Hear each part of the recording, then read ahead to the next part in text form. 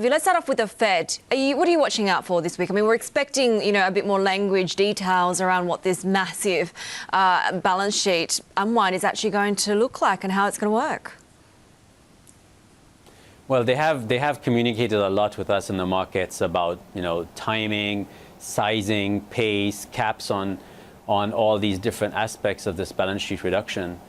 So I think the market is well prepared for a balance sheet reduction, which will have very little impact on the tightness of monetary policy, on the shape of the yield curve. And the Fed will go out of its way to make sure it's very cautious and it doesn't disrupt the markets in any way. So that's what the markets are going into. So surprises away from that, of course, would be a risk.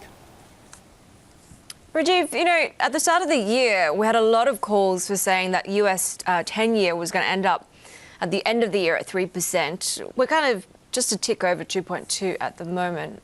We got that so wrong, didn't we? I mean, these expectations about what the Fed was going to do and, where inflation was going to be were just way off.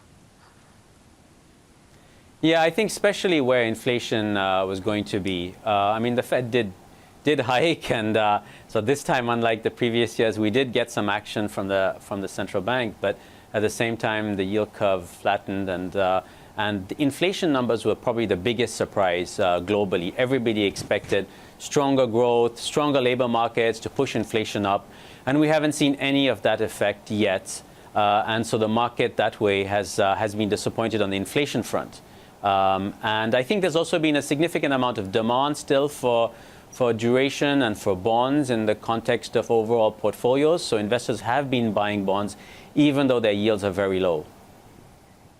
One place, Rajiv, that's seen a rethinking of that narrative has been the UK. I mean, there's been a sharp adjustment higher in both cable and yields on gilts, which tells me the market had massively mispriced the BOE's rate path. At say, these current levels, at sterling at 135, I believe the 10-year gilt's at about 130 right now. Do you think the market's fully priced in this move, or are we still seeing a little bit of an adjustment in the future? I mean, it's difficult to say. The issues which surround the gilt market are quite specific to the UK and specific to the Bank of England. And we have seen quite a divergence, for example, between these central banks, and we're seeing them a little bit more now. We're having some which are a bit more hawkish, like you mentioned, the Bank of England, the Bank of Canada as well, and some which are more on the dovish side, like the Fed.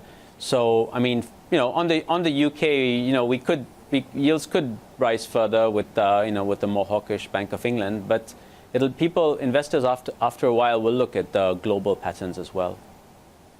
Right. And this week, we talked a little bit about it. We have the BOJ. We were just reminded, in fact, Rajiv, a few minutes back, that it has been 1 year since they introduced this program, which I liken to a really bad shampoo, this YCC. How do you think that program's been for them? I mean, people have been talking about them now being able to reduce their buying. Do you think them reducing their buying means that they're tightening? No. Well, first of all, I think the programs worked very well for them. And they've been fortunate that the overall global situation has improved. Since a year ago, global growth has improved. Central banks are no more petrified about a fall back into deflation. They're seeing a gradual recovery of inflation, much slower pace than they thought. But all that's been very good for that yield curve control policy, because Japan can keep it where it is. I expect it to keep that YCC at the current level of 0, but they can also adjust it up if everything goes really well. What's more difficult for them is to adjust it down if global growth slows, and that has an impact on Japan. Because by keeping YCC where it is and seeing every other economy doing well, basically the dollar-yen starts drifting up, and we've seen that. As long as there's no risk-off, the dollar-yen starts going up and the yen starts weakening. And that's all very good for Japan's policies. Yeah, Japan's in an interesting place at the moment, right, where you've got kind of maybe just the beginnings of the shoots of reflation going on, but everything else, like growth is coming in sort of above potential. You've got the yen at a pretty comfortable place at the moment. Do you think for the BOJ, they just stay the course? I think they just stay the course, at least for the next 6 months. They'll stay the course. They would like to see inflation go up closer to their target. I don't think they expect inflation to reach that 2% level, but I do expect them to want some higher inflation. Now, there is also a political dimension to this. There could be elections in Japan. If the Prime Minister stays in power, he would want to encourage Kuroda-san to remain in his post, and that'll ensure a bit more continuity. If, however, there's a change, because Kuroda-san is supposed to retire next year, then the markets will start becoming a little bit more worried about this yield curve control policy. And Rajiv, very quickly, the current spread right now between the 10-year Treasury and the 10-year JGB is at about 217, 218 basis points. Is there a target for you here, and how do you play this? It's completely a Treasury story. I think that if my hypothesis is correct and the Bank of Japan doesn't move their yield curve target, which is at 0%, the spread will be all about U.S. Treasuries and whether they actually drift up or not. And I'm expecting them, U.S. Treasuries, yields to drift up.